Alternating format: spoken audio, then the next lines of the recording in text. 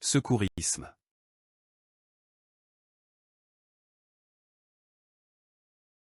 Définition et cadre légal du secourisme. Définition du secourisme. Le secourisme est l'ensemble des techniques et des actions d'urgence mises en œuvre par des personnes non médecins pour porter assistance à une victime, qu'elle soit blessée ou malade, dans l'attente des secours spécialisés, médecins, ambulanciers, etc. Son objectif principal est de préserver l'intégrité physique et psychique de la victime.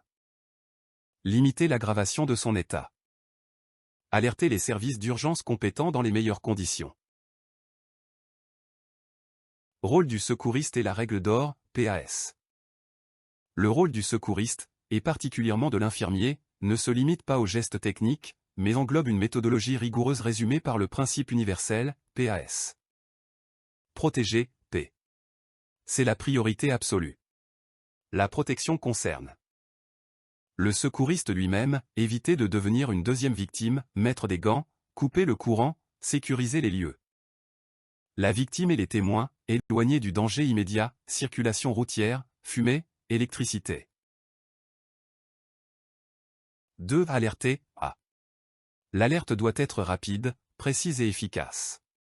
Elle doit être faite auprès du service de secours le plus adapté, protection civile pompiers, SAMU, en fournissant des informations clés. Lieu précis de l'accident, adresse, ville, repère. Quoi? Nature de l'accident, incendie, accident de la route, malaise.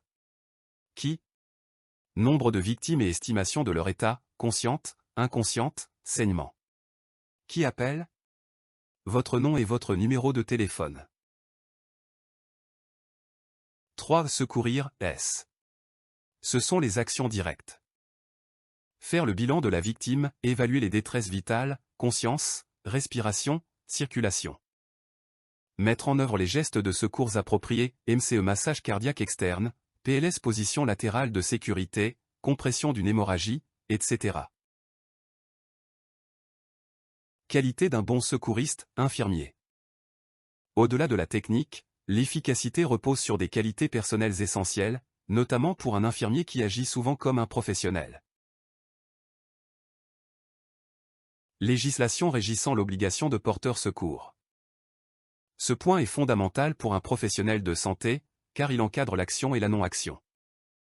A. Le principe de non-assistance à personne en danger. Définition, dans le contexte du droit pénal algérien et universel, c'est le fait, pour toute personne, de s'abstenir volontairement de porter à une personne en péril l'assistance que, sans risque pour elle ou pour des tiers, elle pouvait lui prêter, soit par son action personnelle, soit en provoquant un secours. Conséquence, l'obligation de porter secours est légale et morale. Même si l'infirmier n'est pas de service, il est tenu d'intervenir ou, au minimum, d'alerter les secours. B. Le devoir d'assistance du professionnel de santé. En Algérie, comme ailleurs, les infirmiers sont soumis au code de déontologie. Ce code impose une obligation de probité et d'assistance. L'infirmier est obligé d'intervenir en cas de danger vital imminent, même si l'acte dépasse ses compétences immédiates, pourvu qu'il agisse dans l'intérêt de la victime et dans la limite de ce qu'il peut faire sans se mettre en danger. L'alerte est la première forme de secours, si l'infirmier ne peut pas faire les gestes techniques, il doit obligatoirement alerter les services compétents. Base légale, non-assistance à personne en danger. Le code pénal algérien prévoit la sanction de la non-assistance à personne en danger.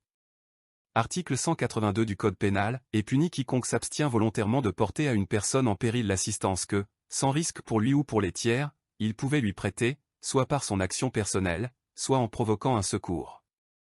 Cela s'applique à tout citoyen, mais pour les professionnels de santé, l'obligation est renforcée par leur statut et leur déontologie. Code de déontologie médicale et paramédicale.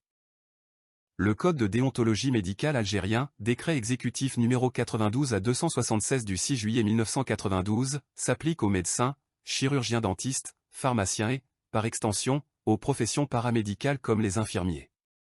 Article 9. Le médecin doit porter assistance à toute personne en danger immédiat, si cela est dans ses moyens.